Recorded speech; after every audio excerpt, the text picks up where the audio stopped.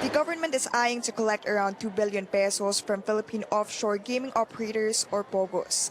This is according to Bureau of Internal Revenue Deputy Commissioner Arnel Gobalia, who says a joint task force will be formed soon to crack down on POGOs which are not paying their taxes. It is unfair for tayo. We are the citizens here. In our work, nagbabayad tayo ng tax. Samantalang other people here are coming and they are working here and earning income and they are not paying the taxes. So that is the basic the objective of in running after these Chinese nationals. The Department of Finance earlier ordered the BIR to go after erring POGO employers who failed to remit appropriate withholding taxes from their workers.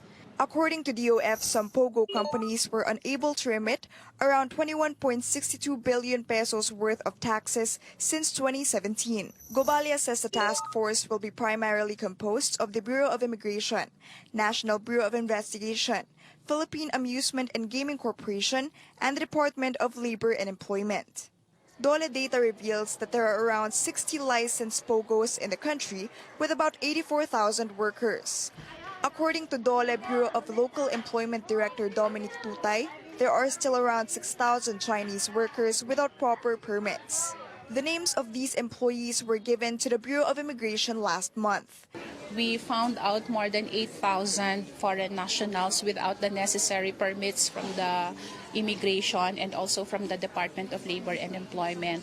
And after giving them some time to comply, may natira pong around 6,600 foreign nationals who did not comply at all. So we provided the list to the Bureau of Immigration. According to the Bureau of Immigration, they will not process the working permits of these workers without the company's license from PAGCOR, an alien employment permit from the Labor Department, and a taxpayer identification number from the BIR. POGO workers without proper documents will face sanctions from government. Considering na undocumented sila, they will be deported and they will be included in the blacklist para hindi na sila makabalik. BIR's Gobalia says the task force will start its crackdown this week after their first meeting on Wednesday. Meantime, PAGCOR is backing the Finance Department's directive. PAGCOR Chair and CEO Andrea Domingo says they have already issued letters to all POGO operators and service providers to abide by the law. Chrissy de Matulak, CNN Philippines.